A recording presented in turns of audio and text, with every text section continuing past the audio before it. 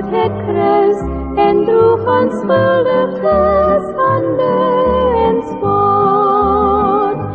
Hij heeft alles vervuld en betaalde onze schuld, is dat geen wondere tijding van God. Wie zijn zonden aan God heeft beleden, bidden blijdschap en hemels genot. In zijn hart daalt een rust en een vrede, door die wondere tijding van God.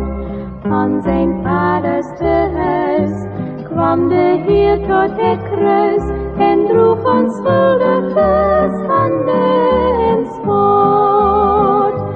Hij heeft alles vervuld en betaalde onze schuld, is dat geen wondere tijding van God. In het huis van de Vader hierboven zingen wij eens tot glorie van God.